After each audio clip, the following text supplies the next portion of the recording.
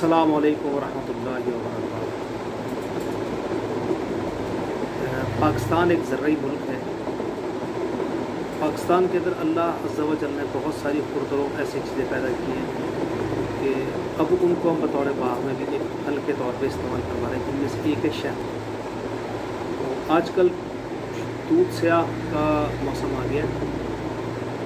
ये कोरोना के अमराज, कोरोना की जब हम बात कर रहे होते हैं तो ये कोरोना समझने की एक ऐसी मर्जियाती कैफियत है कि जो हमारे जिस्म के दिफाई निज़ाम को बेकार करता है। पिछले 3 महीने से इसी के ऊपर बात हो रही है। अब तो किसी को भी ये बताने की ज़रूरत नहीं कि वायरस कैसे करता है काम, और वायरस क्या है, और वायरस को कैसे काम करना चाहिए, या वायरस के ख़िलाफ़ क्या काम करना चाहिए। तो बार बार वही बात हो रही है तो बात में वज़न नहीं आता। तो हर नज़ला ज़ुकाम खांसी कोरोना नहीं होता। हमें कुछ चीज़ें ऐसी चाहिए जो नज़ला ज़ुकाम वबाई अमराज के ऊपर काबू भी पाएँ और कोरोना के ख़िलाफ़ हमारे जिस्म में क़ुव्वत मुदाफ़अत को भी बढ़ाएँ। उसमें जिस तरह मैंने अर्ज़ किया, दूध स्याह बहुत शानदार चीज़ है। तो इसका शरबत बनाना बहुत आसान होता है, पंजाब में आम होता है। अगर आप चाहें कि इसका खाली शरबत बना लें तो 350 ग्राम ताज़ा शहतूत ले लें आप, उन्हें आप 1 किलो पानी में उबालें। जब पानी तकरीबन 3 पाव रह जाए उसको आप छान लें।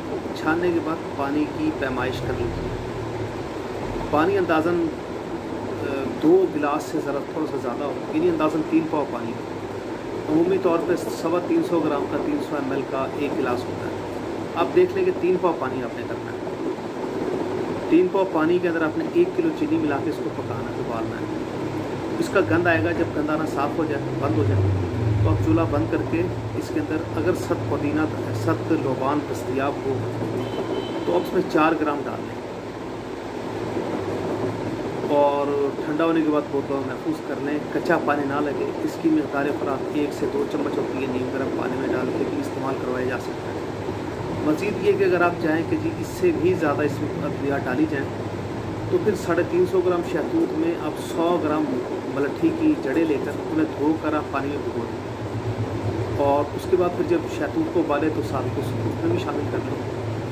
अगर नज़ला ज़ुकाम की जगह पर मसाइल टॉन्सिल्स के ज़्यादा हैं तो फिर इसके अंदर 25 ग्राम लसूड़ियाँ, सपिस्ता जिन्हें कहा जाता है, पंसारी से आम दस्तियाब बहुत सस्ती चीज़ होती हैं, तो सूखी हुई खुश्क लसूड़ियाँ जिन्हें तिब्बी ज़बान में सपिस्ता कहा जाता है, वो भी इसमें शामिल की जा सकती है। उनको भी आप पानी में भिगो लें। धोने के बाद